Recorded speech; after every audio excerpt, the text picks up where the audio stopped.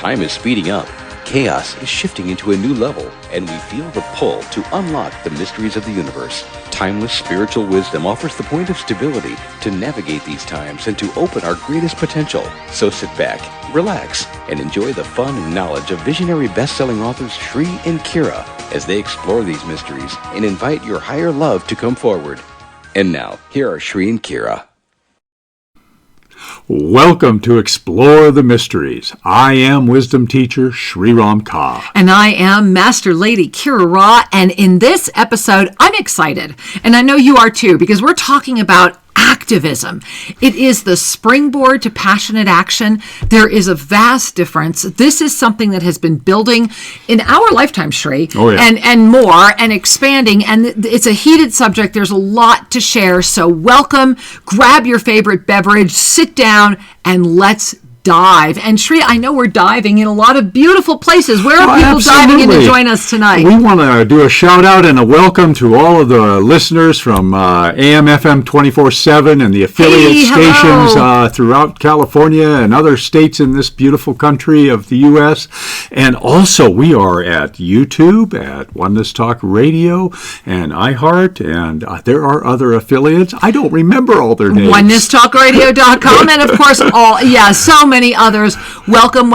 And remember, if you have a question for Shri and I about anything we've said on a show, or you have a show suggestion, always feel free to send us an email to guest, G-U-E-S-T, that's guest, at shriandkiraradio.com. We love hearing from you and are always excited to receive news about your experience as you explore the mysteries. And, if this is your first time with our show, thank you for joining us. And just a reminder that this is our service to the world. Shri and I this show for us is the Meaty Show, right? This is the show where we do what we can't do during our Sunday service, which I hope you're joining us for. And that is, of course, Shri and Kira Live, the voice of passionate action, every Sunday at noon Pacific time over at YouTube at Official Shri and Kira. You want to join us live? We're actually live with you in real time. A wonderful time to join us. So this show is, I call it the mini documentary series. Okay. Yeah. And you know why.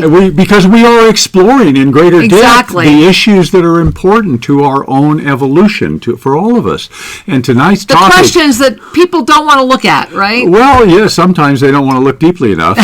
That's so true. So tonight we are exploring activism and how it can be a springboard for your passion and passionate action. But those words need a little definition, a little discussion. Yeah, I was just hearing people going, now, Shri, wait a minute. I got activism, but what is passionate action? And why would I even care, right? So let's go there. Well, let's start off with understanding. I think that's a good place to begin. Activism has been around for a long time, and it's especially reminiscent for folks of the baby boomer age of the whole Vietnam and Martin Luther King and all of the activistic issues that really found their springboard in the 1960s. Yeah. And that's when activism really moved forefront. And it also expanded its depth. Yeah. It became, there were more issues coming up. There were more things that were being discussed. We felt more empowered to actually say what it is we wanted to expand. And so there was also, with this activism, with this expansion, there was also this sense of, well, wait a minute, there's more injustice. It was interesting that activism actually bred a greater sense of injustice. Well, and it creates a polarity, because even in the Webster's Dictionary, they define activism as a doctrine or a practice that emphasizes direct, vigorous action. I like that word, vigorous. Yeah. Hey, not action, vigorous action. Vigorous action in support or opposition to one side of a controversial issue. Now, there's so much to unpack in that definition alone. Oh my gosh.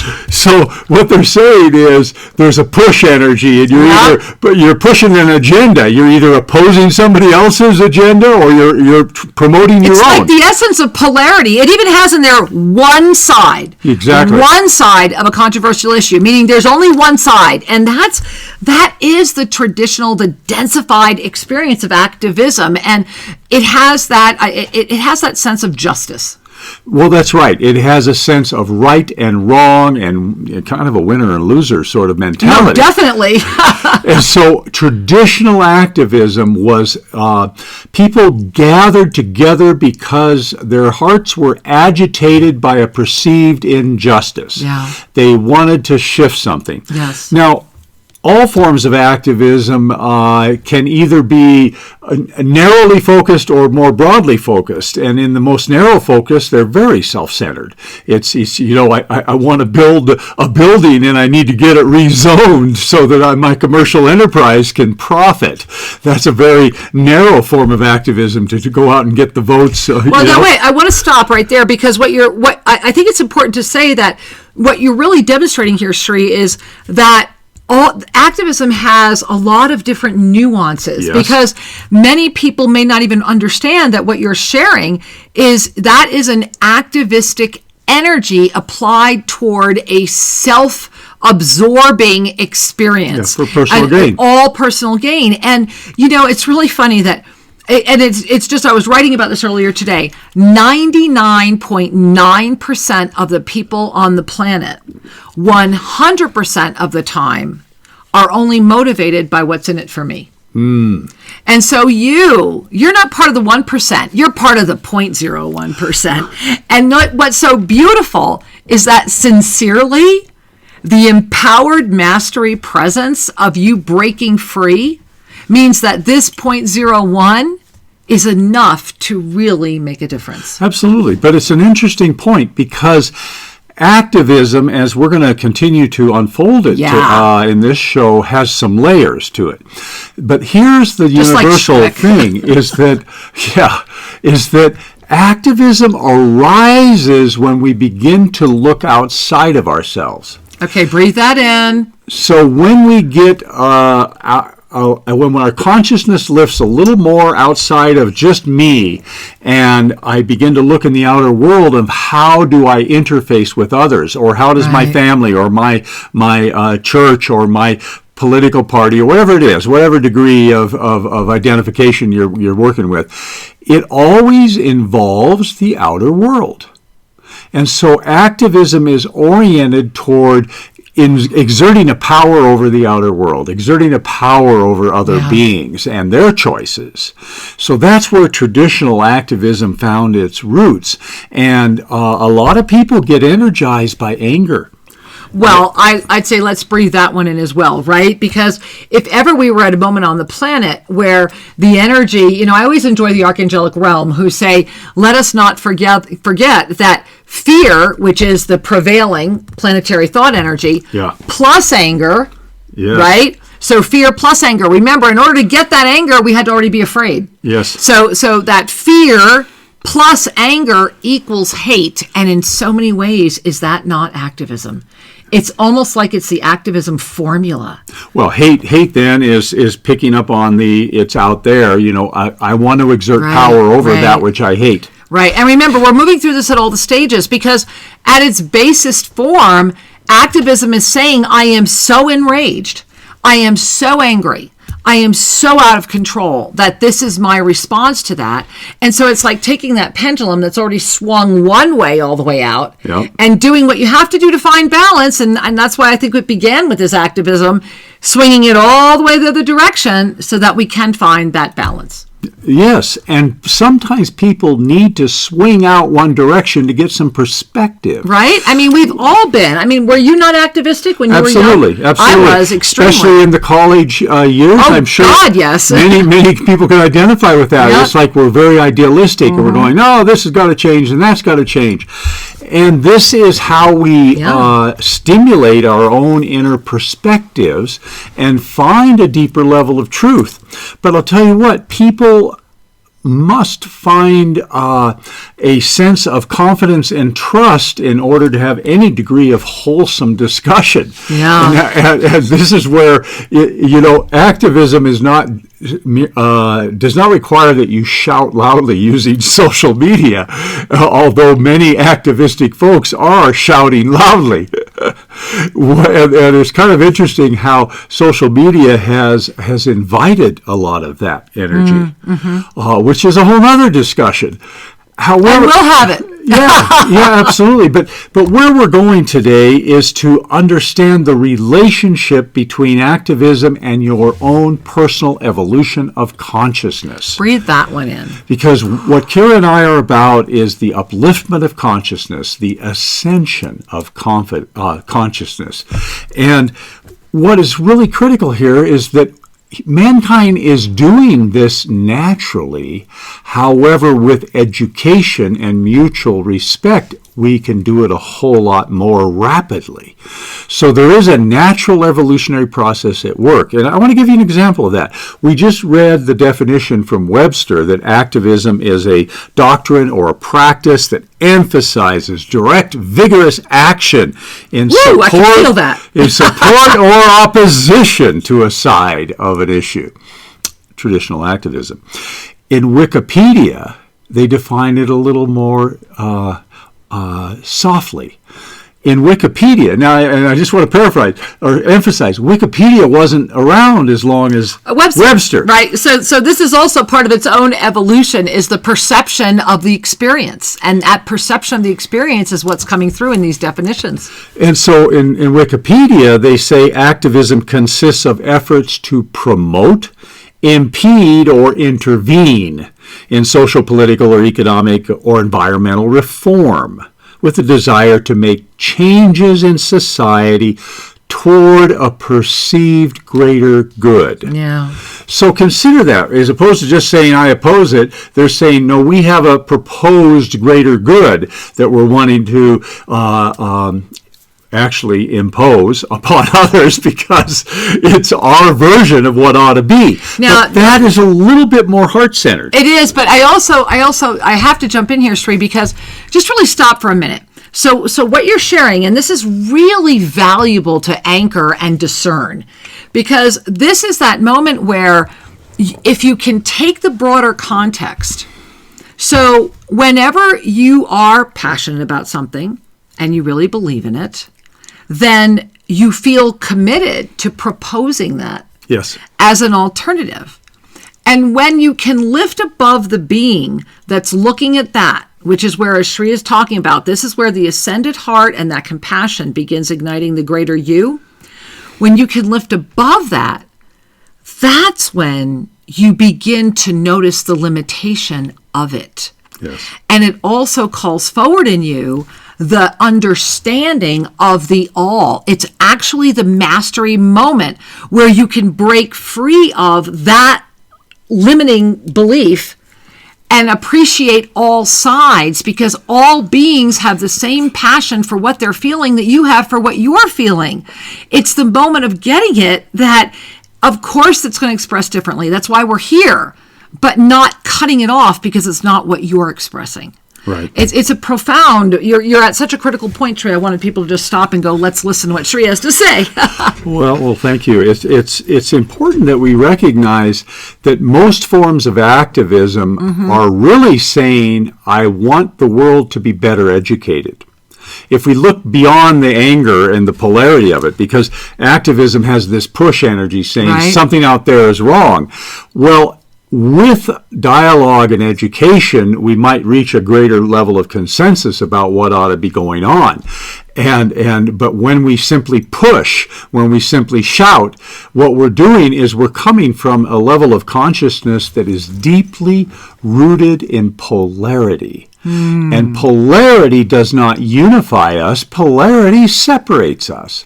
Polarity is the dance of good and evil, higher, lower, right and wrong. And whenever we're in that dance, we're never at peace. Now, I've got to just smile here because it makes it so simple, Sri. I mean, everything Sri said, it just makes it so disarmingly simple that, of course, activism is of a density because its own existence is because of the polarity. Yes. Because of a sense of imbalance, because of a sense of injustice. It's regardless of what your belief systems are, it transcends all of them. It is that invitation to lift even higher, that invitation to see the greater perspective.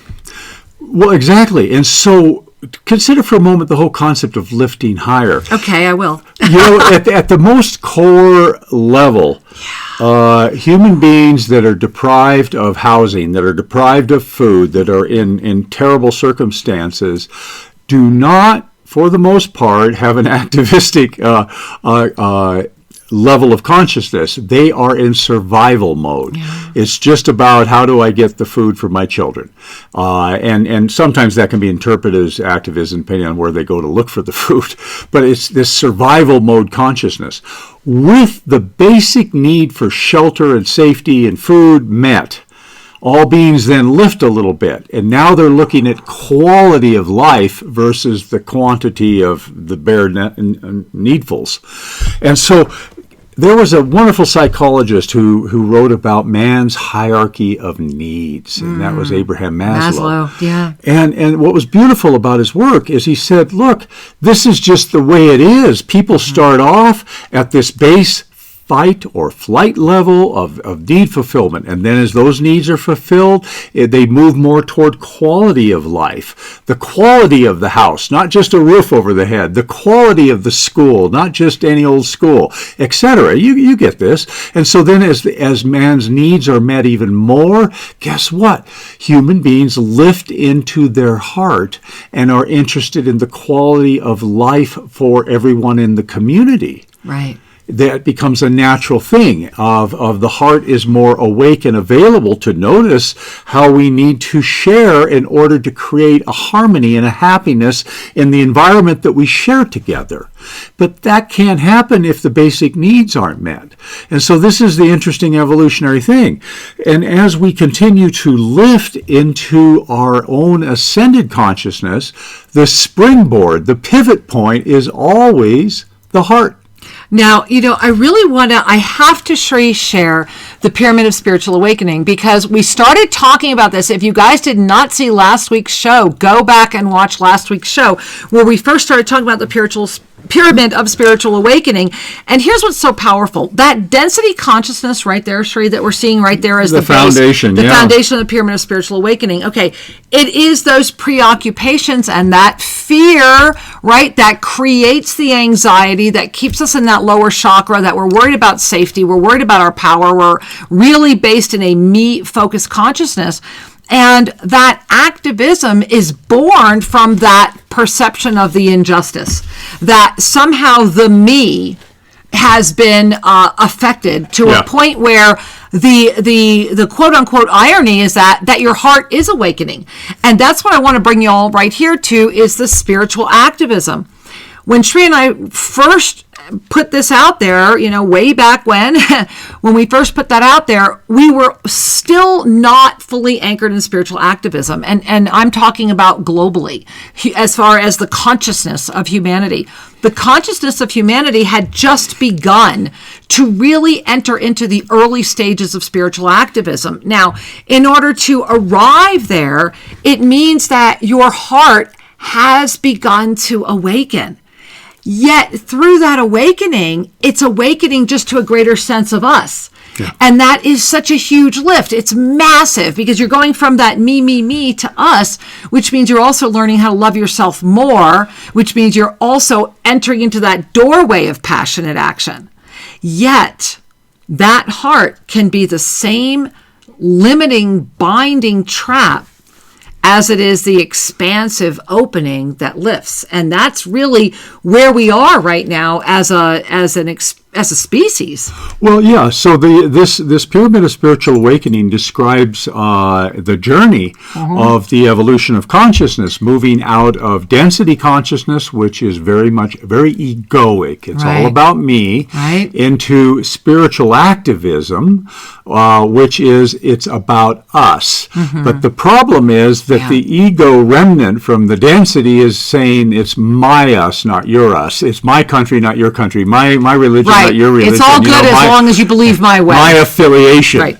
And it's very interesting how spiritual principles will be applied within the boundary of my group. Mm-hmm. If you're in my group, I'm going to offer you a sense of equality. Right. But if you're not in my group, then you're not as worthy. I oppose you. So what's the word we're looking for? It's judgment. Judgment. It's judgment, right? There it is, guys. Whenever there's an essence of judgment, you are outside of your ascended presence. And so this is one of the things.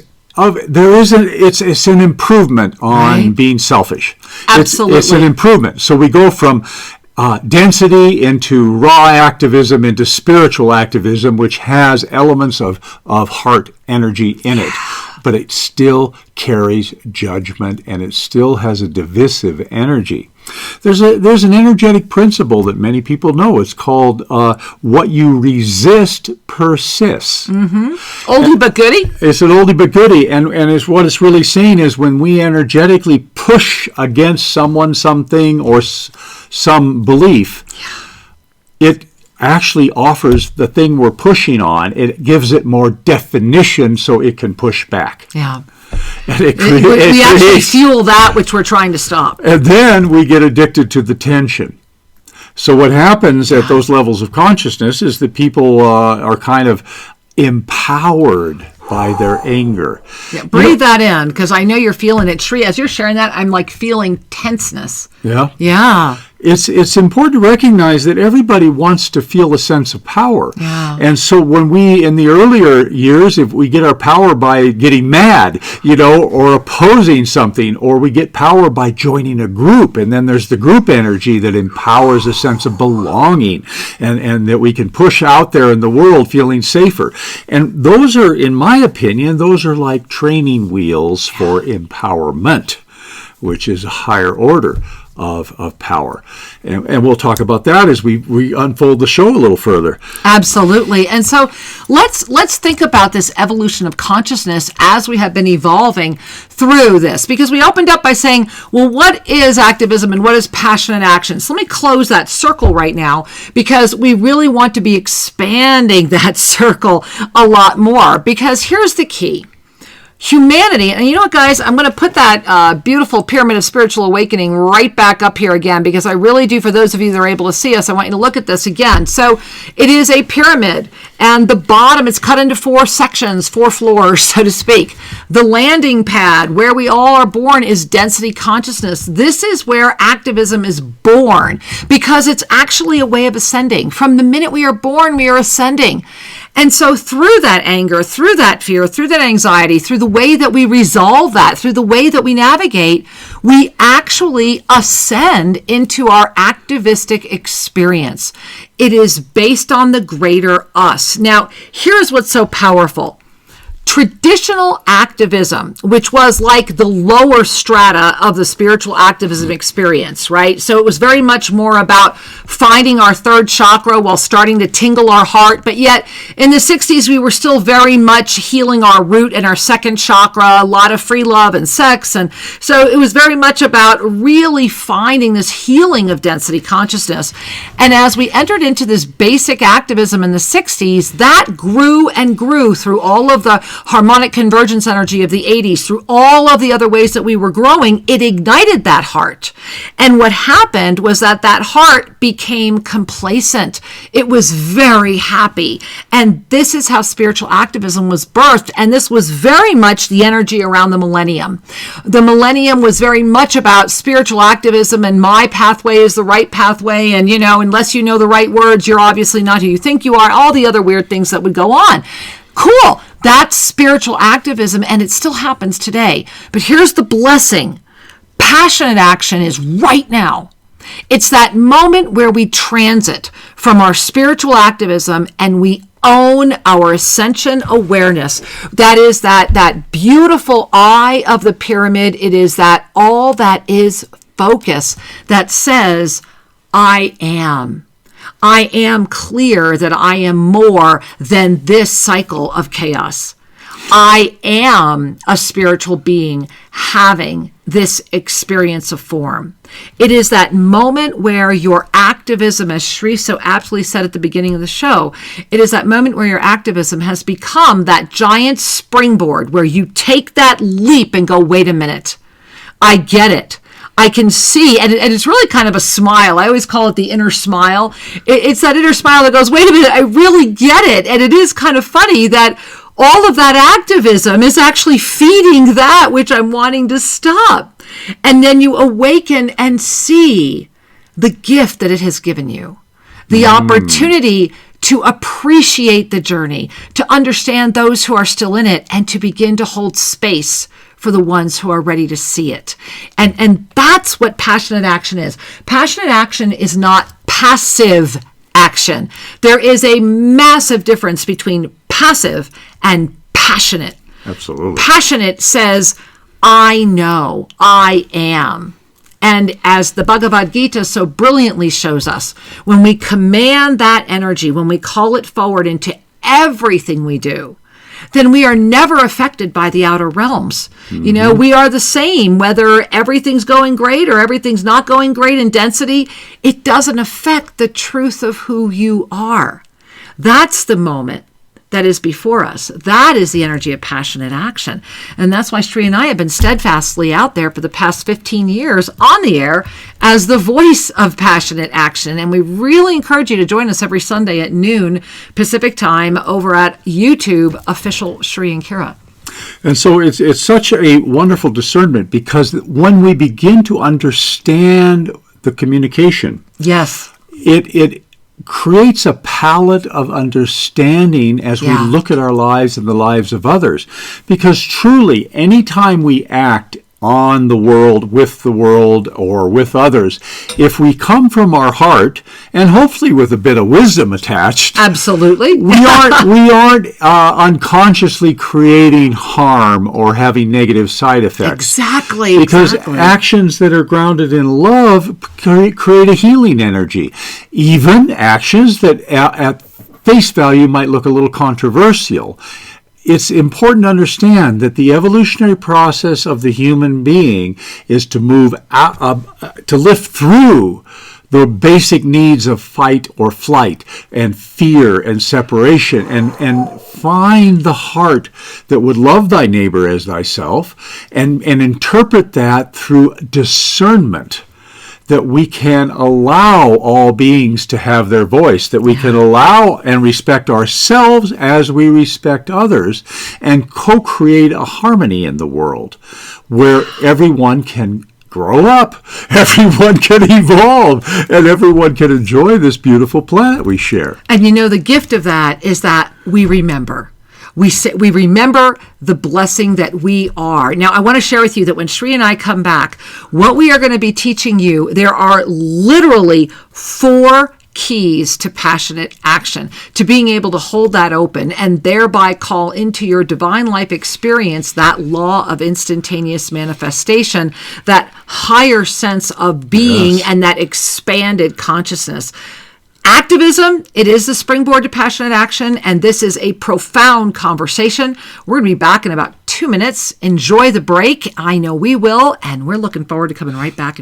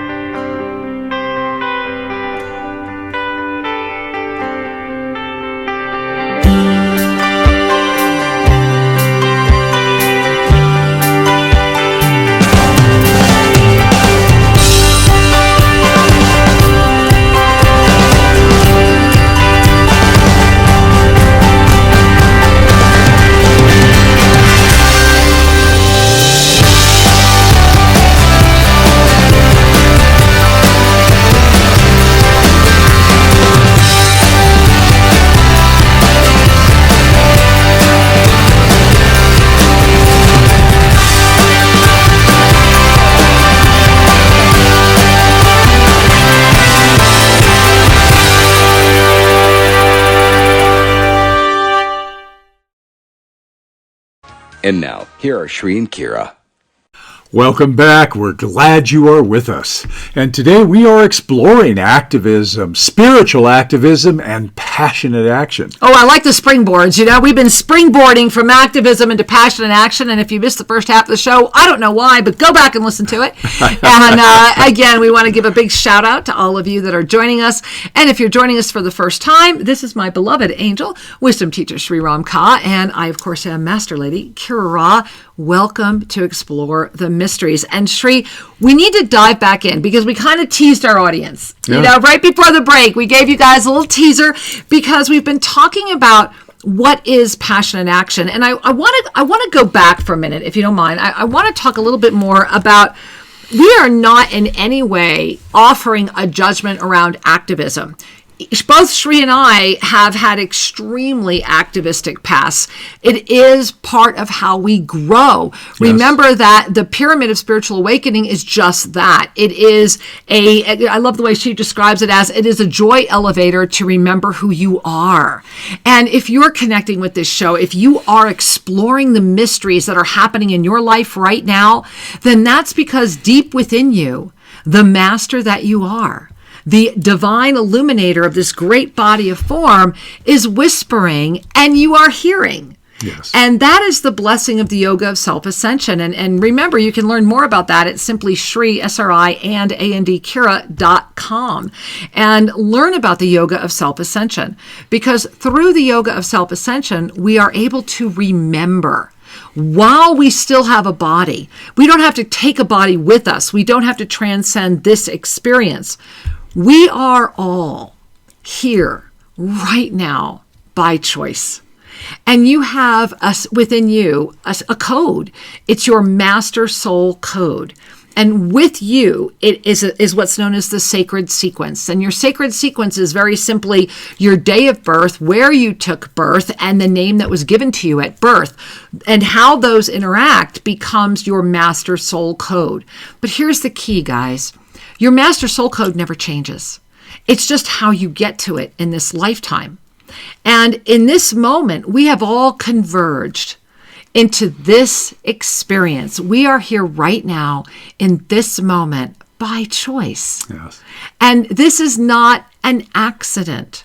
So really breathe that in, because the universe is radiating a moment of illumination right now that if you choose to say yes to your passionate action, if you choose to step outside the boundaries of limitation, of a world of form, of all of the definitions that Sri was giving you so beautifully in the first half of the show, if you're willing to just say, okay, I'm going to transcend Webster, I'm going to transcend Wikipedia, I'm going to transcend all of that, because within you is the master that is ready to be one in this experience through the ignition of what Sri started talking about. And I'm going to let him take over the experience of that heart and really allowing the heart to lift into your ascended presence. Mm-hmm. Because when we first ignite our heart, we are still frequently out of balance with it.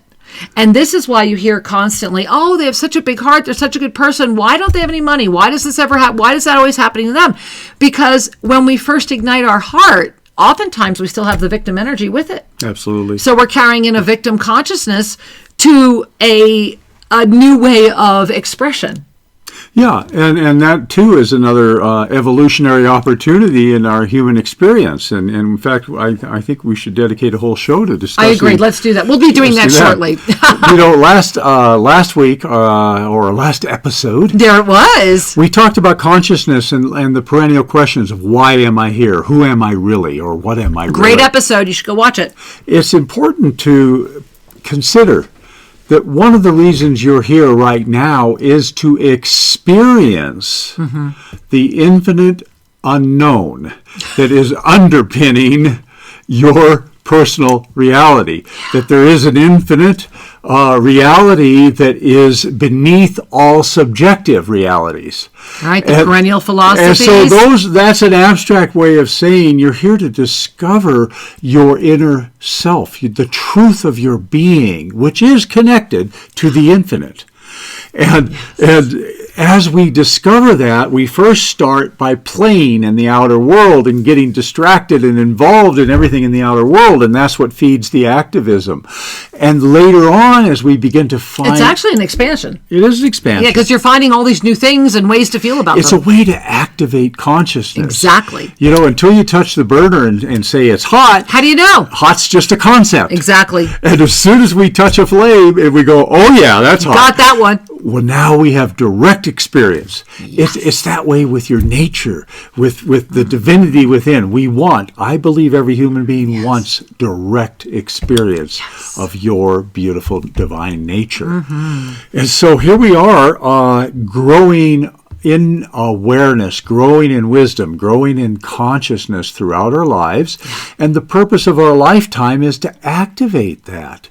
And some people go very quickly. Some people hang out in certain levels and opportunities. And it's all good. It is all good. That's one of the levels of mastery, is really knowing it's all good.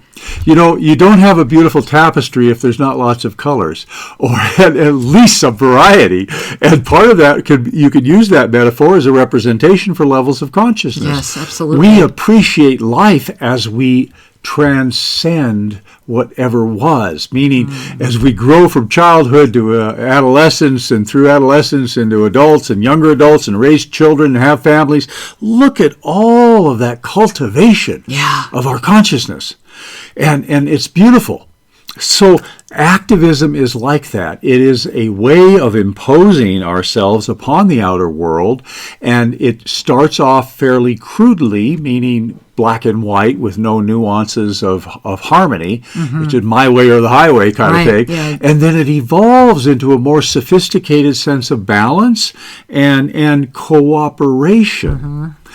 One of the things that I learned years ago when I was studying permaculture was how some plants cooperate with other plants, and how we can maximize the yield of a garden if we plant the beans under the corn. And we do things like that because of what they're doing to the soil, nitrogen fixing, and how some plants need a little shade and others want to be right up there in the sun. Well, it's like our coffee here, right? We have a beautiful field of coffee we planted, and then we put in all these tree tomatoes to shade the coffee. To shade the coffee. And aren't we all a bit like that? Exactly. You know? Are you the coffee or the tree tomato? And some plants grow better in shade. Archangel's on kill. Thank you very much. And so we have to smile at this whole process and to say, isn't it fantastic that we live in a world where we get to explore, Yes. learn, Woohoo. and evolve. Explore, learn, and evolve. And you know, that's the whole reason why we're here with you every week on Explore the Mysteries, to do exactly that, to explore these topics, to learn through the moment that is here right now, and to say yes to our collective evolution. We are at such an incredible moment, and this is why Shri and I have been that voice of passion and action for the past 15 years solid on the air, going into our 19th year of public service. And so we teased you before the break that there are 4 keys to passionate action, and these are all about an activity. So it's that key to passionate action is an activity. Remember, it's passionate action, not passive action. and so often it's misunderstood that when we move into that multidimensional presence, which is as simple as loving yourself more. Remember, it's when we ignite that heart, when we say yes and find that compassion for ourselves, that we are able to wrap ourselves in that compassion and hold in that 5th dimensional or higher self presence, so that we can really see the broader view, ignite the inner smile of our own journey. This is where passionate action becomes a radiant, illuminating, guiding light that then invites us to free those judgments we were talking about, which lifts our consciousness even more and brings us into that moment of the law of instantaneous manifestation, where we have released the addiction to the anxiety of the activism. We have let go of the anticipation of something going wrong. We have cleared our doubt. We have said yes to the truth of who we are. Imagine how much energy is free for you to be constantly inspired, revitalized. This is where the reverse aging begins. This is where the creation energy comes in. And then the physical body starts saying, oh, are we at that moment? Yeah. All right, cool. All right, well, then I can start doing this. And so we are collectively here. That is the blessing of passionate action. And so let's talk about those 4 keys, because I know I want to make sure that I'm anchoring that straight. Well, passionate action, as you're inspiring me here right now, it really is the key to your own rejuvenation. In every way. It's the essence of resurrection. Resurrection is an act of love. Yes! Resurrection is an act of love. ... Sri Ramka. And so the key here is as we cultivate our discernment and say, hey, I care about things in our world. All right, number 1, passionate action is grounded in the heart and derives its energy from love. It's fueled by love, not anger. Let's start that again. So 4 keys to this passionate action. Number 1, let's say it again, Sri. Passionate action is grounded in the heart and derives its energy from love. Grounded in the heart, deriving its energy from love. And that begins with you. It is love of self, saying yes to you, lifting above into that divine moment, that exquisite gift of surrendering that which is seeking to stop you and saying yes to you. So breathing that in. Yes. Yeah, right? Well, so now that we have this action, what we're looking for is grounded in love. And I feel energy from that. Yes, a lot. I feel like I want to go out and do something. And that love you have to have the self-love component. It can't just be, if you love everyone else and you're not loving you, that's victim consciousness. No, we're giving from a fullness, not an emptiness. So remember, this all begins with you first. And so the number 2 discernment here is that the action that you're wanting to support does not interfere with the lives of others. And that is, in seeking your goal, you do not limit the lives of other beings. So really breathe that in. I just want to stop here for a moment, because if you've listened to Sri and I for years, as many of you have, and we love you so much and thank you for this amazing community. It just warms our heart. Archangel Zadkiel, Golden Rule 1. Right? Archangel Zadkiel, Golden Rule 1, years and years ago, when Sri Ramka asked Archangel Zadkiel, Archangel Zadkiel, talk to me about sin. And what did Zadkiel say? And Zadkiel said, to use your word, sin, if there would be a sin, it would be to interfere with the path of another, or conversely, to allow another to interfere with your path. Now, really breathe that in, because I want to put here C number 1. Mm-hmm. And the reason I'm saying C number 1 is, when we love ourselves enough to break free of the victim cycle, then we no longer interfere. Victim energy is interference energy. It is born of it. And I'm going to pop up the victim triangle, Sri, because once again, you guys are like, thank you for putting that up there again. I get a lot of email about this. Here's the deal. When we are living in victim consciousness, it means that we are the victim, abuser, and rescuer. We are always one or the other. You are always in one of these. Dancing with that Velcro. Always. You might be in one more than another, but you will always find yourself in one of these. These are all interference energies, and they're self-inflicted, because we become adept at spinning in this energy, and we actually find safety in the predictability of the way that it plays out. And that is how, when you gaze at this right now, are you spinning laterally? Are you raising? Are you lowering? You're always going to be part of the spiral. But the question is the consciousness that meets the energy of creation. So as Einstein, pointed out so well, right? And let me see, do I have, I guess I don't have the Einstein graphic here, but as Einstein pointed out so well, that what we are is a vibrational frequency that has had to been condensed. It's had to be so densified so that our senses can touch it. Yeah. And so consider that that's where that victim energy comes from, because it's just the natural result of being so compressed. This is why we feel such a sense of freedom and spaciousness when we start breaking free of those limiting belief systems, that victim, rescuer, abuser. And we see beyond that through the compassion of our own journey and loving ourselves enough to be able to lift through that. And it always brings us to, and I know we're getting to point number 3, but I really wanted to talk about this because this non-interference is so important. Yeah. Krishnamurti, as you guys know, is one of the people I just adore. One of the things Krishnamurti always said was, until you awaken, you are not responsible. Now, that doesn't mean until you awaken, you get off the hook. Far from it. What it means is that you are not responsible because your consciousness has not been ignited. The you that you are, the consciousness that you are, comes online the moment we say yes to our passionate action and love ourselves enough to break free of the addiction to the distracting chaos.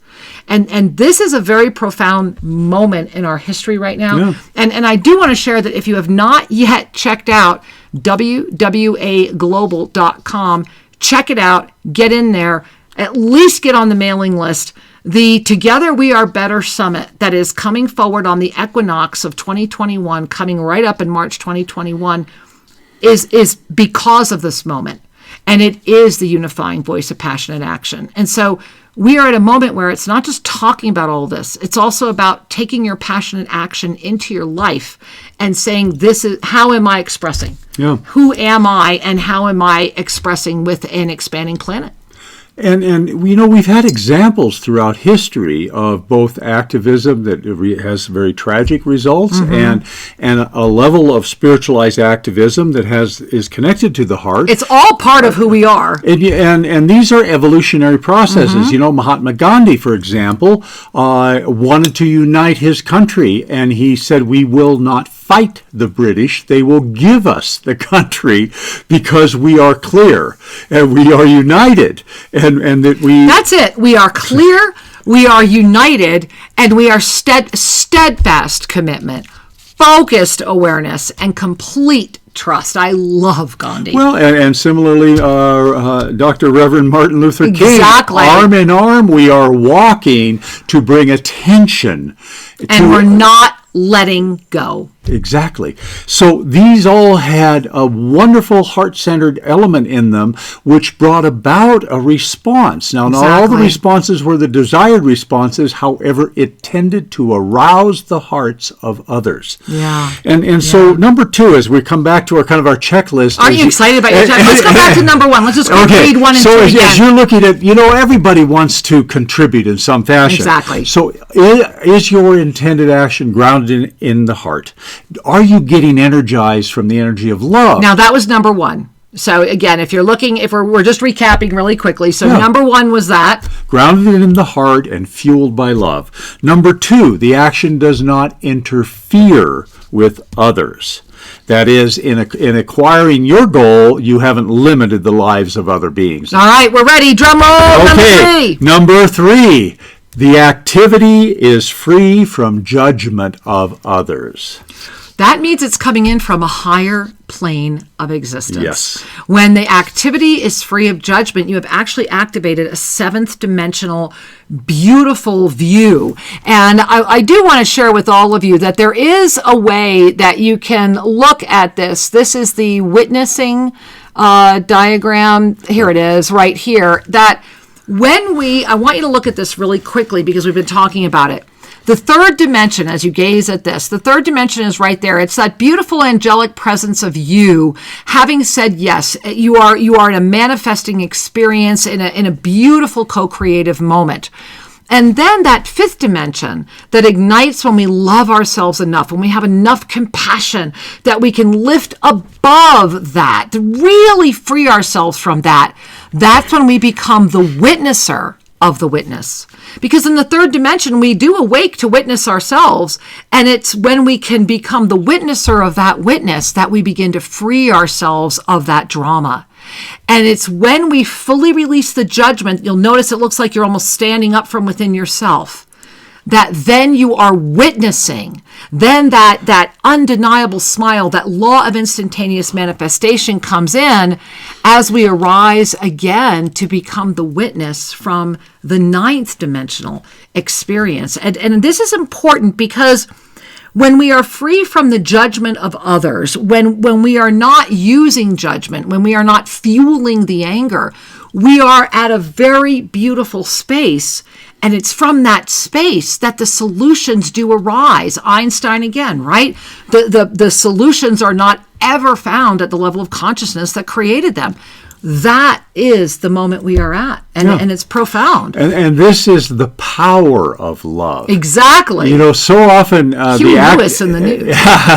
So often the activistic pathway is fueled by anger and judgment, and that there is this kind of payoff, this dysfunctional payoff when people, I'm right and you're wrong, and I'm angry and I have righteous anger. It gives people a sense of power. However, when we are fueled by love, we are inclusive and proactive. Yep. We are in our passion. Woo! Passion is the active component of compassion. Wow, there it is. Compassion is to look at other beings and see their divinity and appreciate the diversity and the beauty of our world. Yes. And passionate action is saying, I'm out there acting under the guidance of my own heart. And so this is why step number 3 is so important, is that it's saying I am doing this free from judgment of others, and I'm not using judgment to fuel the energy I have for my cause. It's coming from this pure sense of love. And that brings us to number 4. Now, everybody bring a hand to your heart, because here it is, right? We've done 1, we've done 2, we've done 3. I'm ready, Shri. Okay, that the action or the cause that you are igniting invites others to align with the action without coercion or blame. The action has its own attractiveness. It invites others, as they tune in, they kind of go, I can lend my energy to that. That ignites my heart. It's an invitation. And I love the rest of this, Shri, is that it is a clean, visible, heart-centered expression of passion or compassion in action. Yes. Passionate action invites alignment from others. It is always in alignment with the earth and with society and every bit of it. And it does not oppose. So passionate action, therefore, is a higher level of consciousness. Yeah. It's inclusive and inviting you to lift into an alignment that is healthy, nourishing, and supportive in whatever the particular venue might be. Well, it's unity consciousness instead of polarity experience, exactly. Right? And again, it's about the experience. Where is your consciousness? That everything that's happening on the planet right now, everything is saying, and I was asking this question the other day, how can we sleep when consciousness is starving? There is literally a consciousness revolution that is coming forward. And through that evolution, revolution, remembrance, through the consciousness, the greatest challenge, the greatest self-limiting moment before the all right now is spiritual activism that is witnessing itself debating consciousness. There is actually spiritual activism of consciousness, and how beautiful, how beautiful. And when these types of debates arise, the blessing is that they are an opportunity to once more lift again, to become that ninth dimensional witness again, to really love and see the greater evolution that is birthing, and to hold that presence in the crystalline, master-filled clarity without any agenda, void of ulterior motive, simply being in complete steadfast commitment, focused awareness, and complete trust, because there is only the channel of divine inspiration. What else could there be if we are ready to see who we truly are?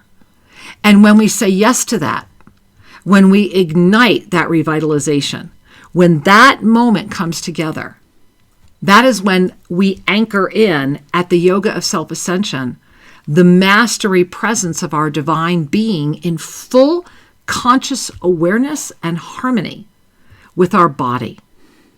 That is a life of passionate action. That is what Shri and I are. That is what we have steadfastly done in the public domain for over 19 years now. And the reason we're sharing this with you is because we know it. We know it because we live it. This isn't a concept. This isn't something we were told. It is a co-creative blessing and a summation and an experience that had been initiated by the Archangelic Realm, expanded through the Ascended Masters, and now anchored into our presence, because we have collectively arrived at a moment in time where I do challenge you to really, how can we sleep when consciousness is starving? Because in the end of the day, when we fully awaken, consciousness is. This is a moment where the very isness is being challenged. And we can either freely give it away, or we can really arise through it, grateful for this opportunity to call in our passionate action. Yes. It's powerful, Shri. We are at a wonderful time, and Kira and I were chatting just before we went on the air, and Kira said, activism was of the 60s. And the thought that went through my head is, one of my teachers was David Hawkins, who brought forward levels of consciousness. And for those that you have studied him, powerful work. Yeah, amazing. Well, activism is in the 300s and below. Now, spiritual activism is rooted in principles, some principle that you're trying to make others conform to. It's a higher evolution. It's a higher evolution, and spiritual activism at its best is in the level that Hawkins defined as the 400s, which is more principle-based living. Right. Passionate action is the action of now, this time in history. Right now. And passionate action is grounded in the levels of consciousness at 500 and above, which is the domain of the heart. And when we live in the domain of the heart, we are in the fabric of creation. We are tuned in with the essence of how did life begin? Remember I said earlier, resurrection is an act of love. Yes. We are tuned in with the love energy. So guess what happens? Everything begins to manifest in a greater alignment with that which you have brought forward as your sacred intention. Passionate action invites alignment, and that ignites the law of instantaneous manifestation. Whew, it is the power of love. And I really encourage you to go find that video by Huey Lewis and listen to the power of love. I think it was even in Back to the Future. And I will encourage you, get over to Shri, SRI, and A&D, Kira, KIRA.com. Learn about the Yoga of Self-Ascension. There is so much free content there. And as you move through your moment and your life right now, may you in all ways remember that you are a master, or you would not be here. No matter what, breathe that in and know the truth of how extraordinary you are. And until we have the joy of being with you again next week, may you breathe in that intention and that blessing and begin to trust more fully your own divine, masterful inspiration. Have a beautiful week. Thank you for joining us at Shri and Kira Live. To have your questions answered, send us an email to guest@shriandkiraradio.com and check out more information at shriandkira.com. See you next week. Namaste.